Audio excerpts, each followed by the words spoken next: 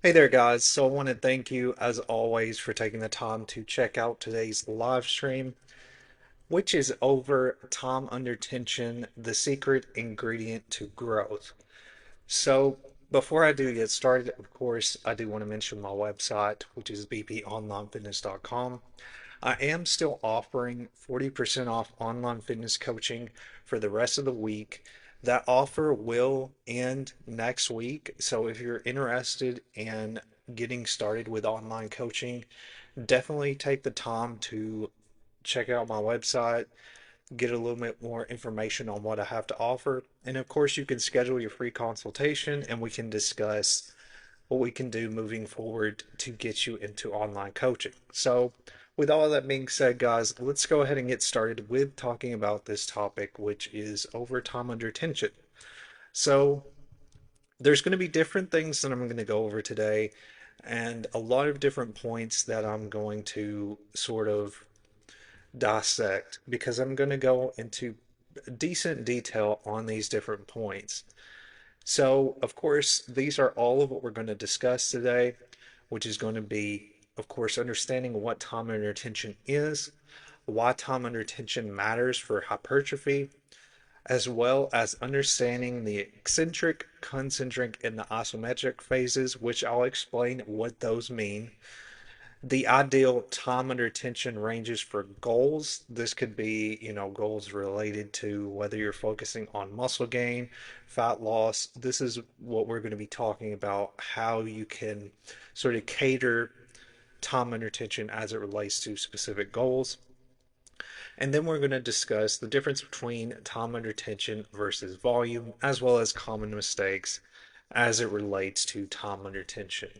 So let's go ahead and start with the first point, which is really understanding what time under tension is. So, time under tension refers to the total amount of time a muscle is actively working during a set. So, this is, for example, when you're performing one rep, your body's basically going through that time under tension when you're performing that one specific rep. So, that's what we're talking about is whether you need to spend more time as you are going through that duration of that rep or whether you may need to go faster. So that's basically sort of to summarize what it means. It means that duration, that rep that you're going through in that workout, that's the time under tension. When you're lifting weight, that's time under tension. So I hope that that's understandable to you guys. So this includes, of course, both the concentric, the concentric is a phase known as the lifting phase during a workout. The isometric is the holding phase, which usually I would classify as kind of like the in between phase, where you're not lifting or lowering the weight, you're just, holding that weight or pausing that weight. And there's specific exercises where you would emphasize, isometric holding. So that's what isometric is that sort of in between phase where it's not a lift or it's not a lowering phase. It's just a hold. And then, of course, we've got the eccentric, which is the lowering phase of the movement when you're lowering the weight down from the workout. So there's three different phases that you go through in a specific workout, and these are those three phases. So why time under tension matters for hypertrophy. So time under tension for hypertrophy matters in a lot of ways. So again, keep in mind that in hypertrophy, you're wanting to sort of increase your time under tension a little bit longer. And I'm going to discuss and go through different sort of ranges as it relates to where you should, sort of how many seconds is between each rep. I'm going to discuss that further as we go forward. But right now, I just want to sort of go through the different reasons on why it matters for hypertrophy. So there's greater muscle fiber recruitment when it comes to increasing your time under tension. So prolonged tension increases activation of slow and fast twitch muscle fibers. So if you're not aware, slow and fast twitch muscle fibers are muscle fibers that are activated between specific workouts. Specific, and I don't want to dive into it deep, but specific exercises will activate a specific group of muscle, and that's basically what those muscles are. There's different types of muscle fibers that are activated based on specific exercises. So this is going to enhance, of course, your growth potential because you're activating multiple of those muscle fibers. There's increased metabolic stress. So longer reps generate more lactic acid and cellular stress, which is key drivers of hypertrophy. There's also an enhancement of mind muscle connection. I've discussed this before, and I actually have a live stream where I'm going to talk about this in further detail, going over mind muscle connection more. But this is allowing you to be more mindful of going through the full range of motion. So you're slowing down your reps. This improves focus on form and muscle engagement. More mechanical tension. So this is time spent under load, maximizes the primary trigger for hypertrophy. So tension on the muscle. So is putting more tension on that muscle, which in turn, of course, is going to help with hypertrophy. So just keep these different points in mind. Again, it's you're getting more muscle fibers being activated. There's more metabolic stress, which is a good thing because it is benefiting hypertrophy. You're having more focus on your mind muscle connection, which is being mindful of how you're performing a workout. And of course, you're placing your muscles under more tension. So the eccentric, concentric, and isometric phases. So I'm gonna detail this a little bit more, even though I just touched on it when we were talking about what is time under tension. So the concentric is the muscle shortening under tension. So an example of this is curling the dumbbell upward in a bicep curl. So again, that is that lifting phase of the workout. So the primary role for the concentric phase is, of course, overcoming resistance. You are lifting the weight. The isometric phase is where the muscle length stays the same under tension. So nothing is changing. It's that holding phase like we just discussed. An example is pausing at the top of a squat. That is the isometric phase. So again, this role is for stability and control. The way I like to describe the isometric phase is it's sort of like a quick sort of not really not really like a rest, but it's like a quick, sort of pause to where you can, get yourself stable and then go through the next, phase of the exercise. That's kind of the way I like to describe it. It's just that pause phase to, allow you to maintain control. The eccentric, of course, is the lengthening under tension. So, of course, this is the lowering of the dumbbell in a bicep curl. So, the main role of the eccentric phase is controlling resistance and promoting hypertrophy. So, the training tip here is that slowing down the eccentric, keep in mind the eccentric is when we are lowering the weight and including a hold, isometric hold, can maximize strength and size gains. So, to give you an example of what this means, when you are, for example, doing a bicep curl, and once you get past the concentric, you've lifted the weight, and then you're going past the isometric where you pause, what you should do is slowly lower that weight down. Don't do it in like a quick, like a rapid sort of manner. Slowly lower that weight down. Think about having that is what having more time under tension is slowly lowering the weight down and staying in that eccentric phase longer.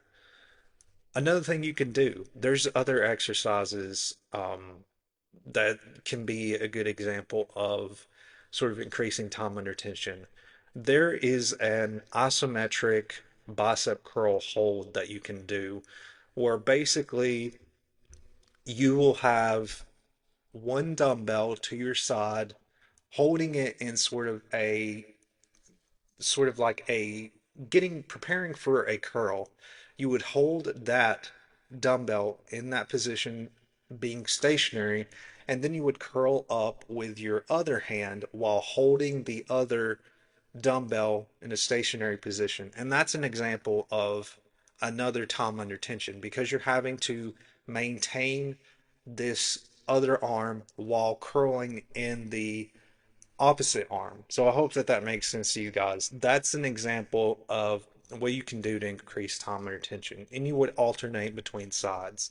So you would do the same for this side. Once you finish with, say, the right, you would hold the left in the same way, kind of keeping your hand in sort of a preparing for a bicep curl, not doing the bicep curl, but staying in that holding position and then going through the full phase on the other side. So that's what that workout would entail. And again, you can do it where, these can be great options for progressive overload.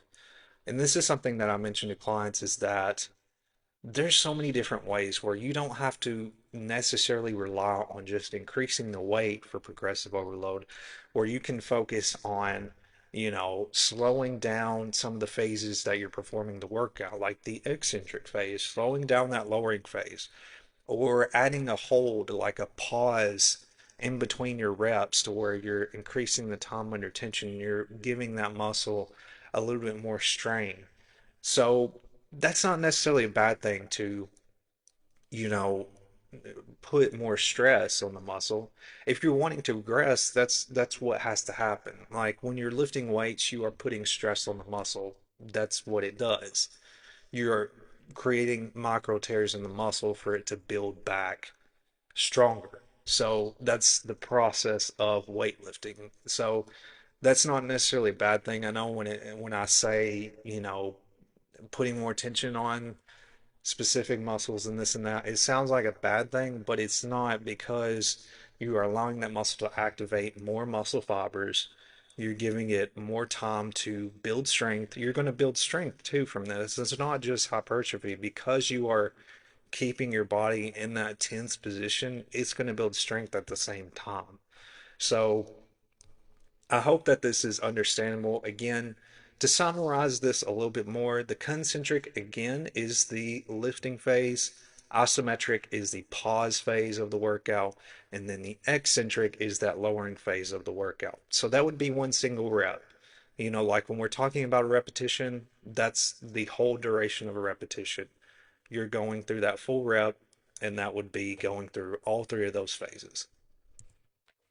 So, the ideal time under tension for goals, and this is what I was just talking about, what I was mentioning on how you can sort of understand what you need to focus on depending on your specific goal. So, for strength, your time under tension would be 10 to 20 seconds. So, going through a longer duration with strength is going to help, or, going through that 10 to 20 seconds is going to help. Now, a tempo would be 201. So basically, what you're doing is you're going through the lifting phase for a certain amount of seconds, and then you're going through the pausing phase for a certain amount of seconds, and then the end phase, which would be the eccentric, would be the one. So I know this seems somewhat confusing the way that this is separated. So tempo is a little bit different than when we're talking about time under tension. So time under tension is depending on how long you want to spend. If you want to sort of maximize more of strength, you would be wanting to focus on this specific time under tension more. And the tempo is sort of the duration that you're going to go through. The type of tempo you're going to go through the exercise. So for time under tension, you're going to be doing 10 to 20 seconds. That's going to be the duration that you're going through the specific exercise. So in power and speed, you're going to be doing less than 10 seconds. So this one is going to be like a really fast, it's an explosive movement. So you're not spending a lot of time in those phases. You're going through it pretty quick. And this is for a selective group of people where they're wanting to focus primarily on more of agility, I think would be the best way to describe that. So this is fast movements with lower reps. So the explosive movement, you're not spending that much time. You're just going through it really quickly. Whereas like with hypertrophy, we're doing 30 to 60 seconds. We're spending a little bit more time under tension because we're wanting to grow the muscle. Because the reason being why you would have to spend more time under tension with hypertrophy is because you're wanting to build more muscle. So we're putting more stress on the muscle, which is engaging more muscle fibers, is putting more tears in the muscle fibers, and that's leading to muscle growth. So the tempo would be a 3-1-2 or a 2-1-2. Again, you could think of this as, a certain amount of time that you're lifting the weight when you're talking about tempo, and then a certain amount of time as you're lowering. So So I do have a question here from Wayne. He says, does time under tension per set change with the number of reps per set? So as far as your time under tension, the reps, it doesn't really matter necessarily for the reps that you perform.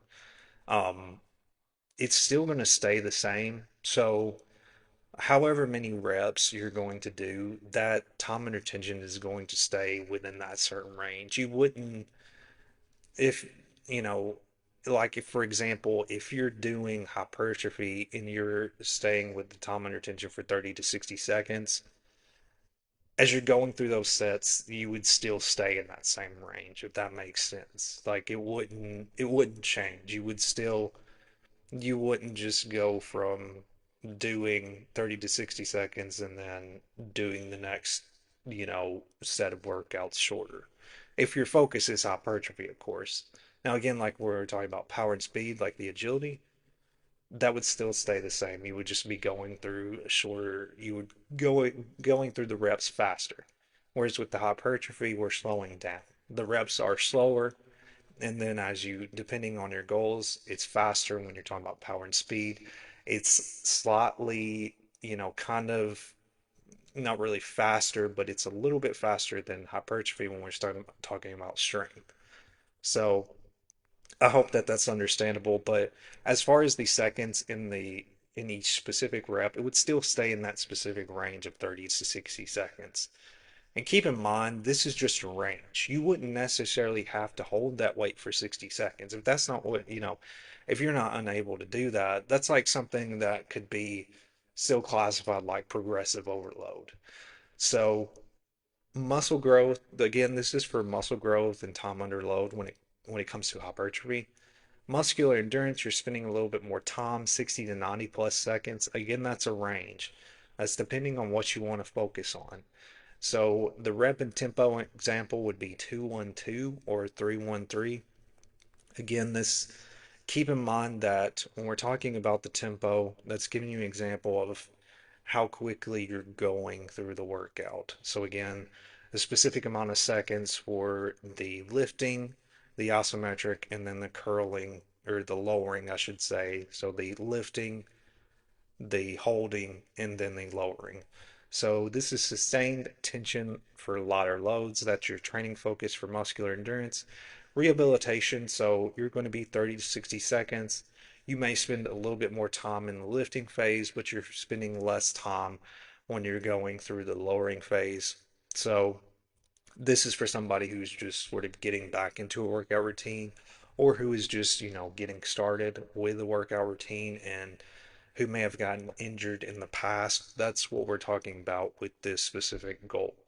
So this is just giving you an example of how you would sort of understand these specific, ranges for each specific goal.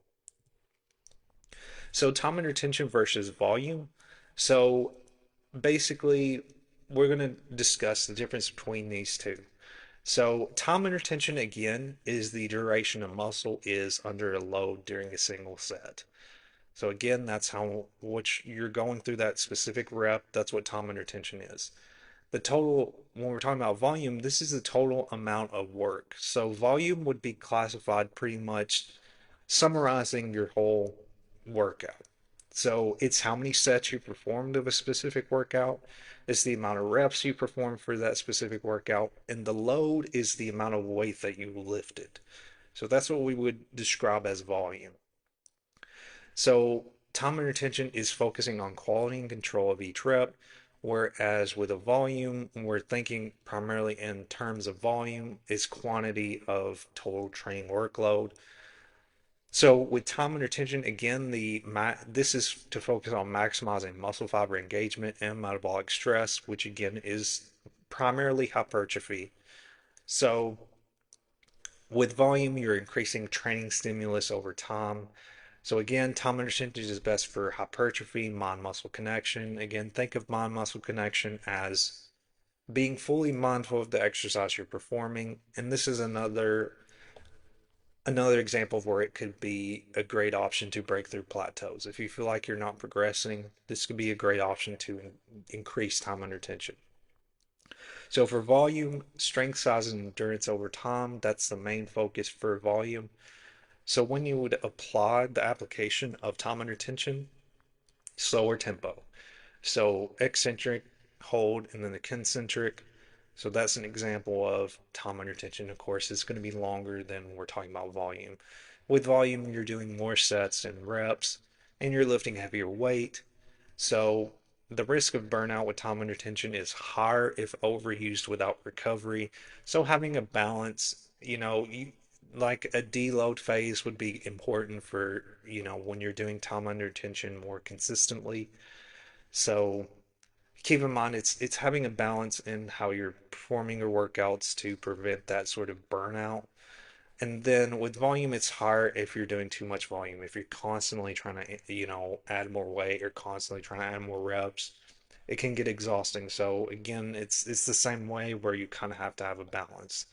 It's not to say that one of these is superior versus the other, but depending on what you want to focus on, when you're thinking about these different things, it's based on your goal. It's based on what you want to focus on. If you're focusing on strength, then you would want to have more a volume sort of way to type of train. And then if you're doing time under tension, you're wanting to focus on, hypertrophy. That's, more muscle gain, physique. That's where you would focus that aspect of your goal. So, common mistakes with time under tension. So, using time under tension on every set and exercise. So, this is something that you have to strategically include in your routine. And with this, like I mentioned, if you're wanting to, do time under tension, to go back to Wayne's point where he was talking about the specific sets and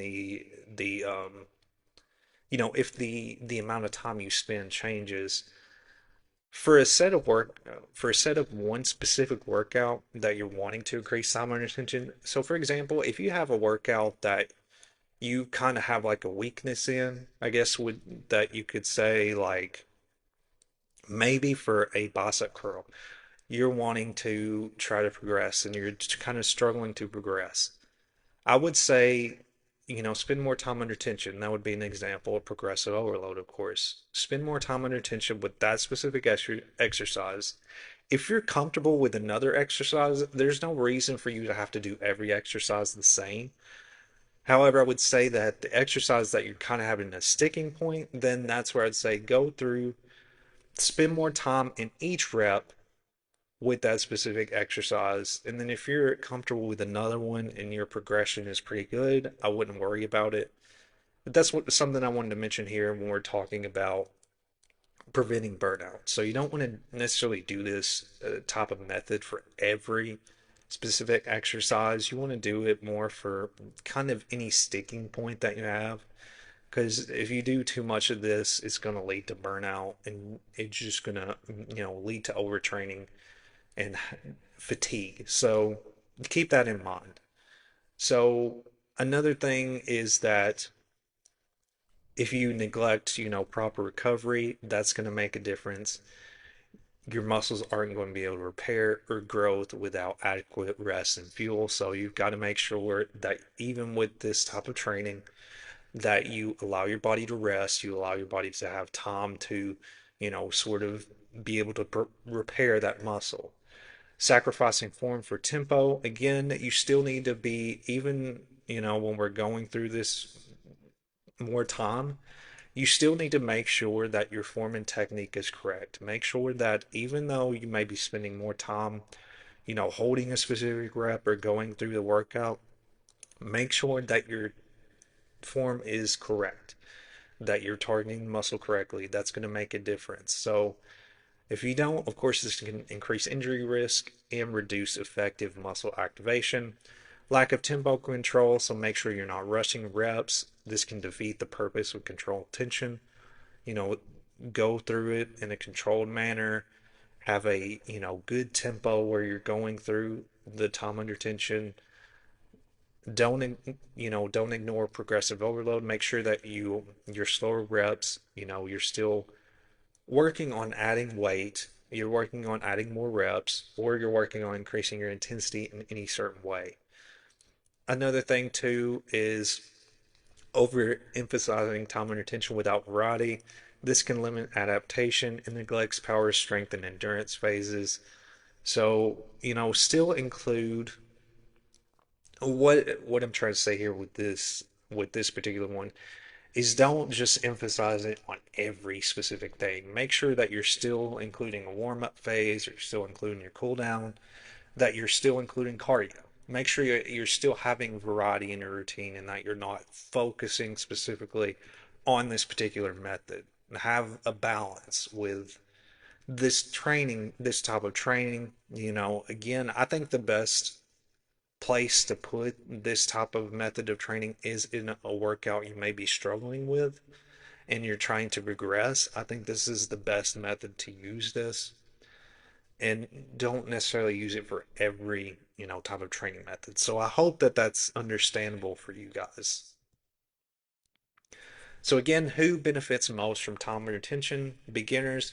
It builds proper form, mind-muscle connection, and body control early in their fitness journey.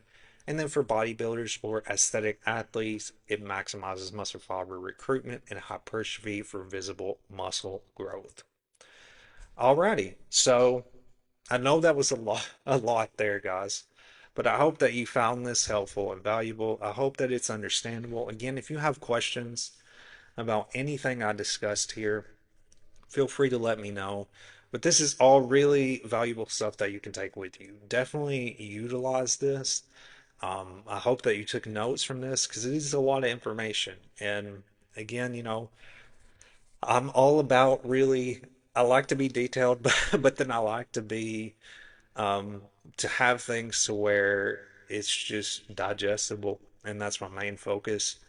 So, just let me know if you have questions about anything I discussed. I try to, clarify things as much as possible in these streams.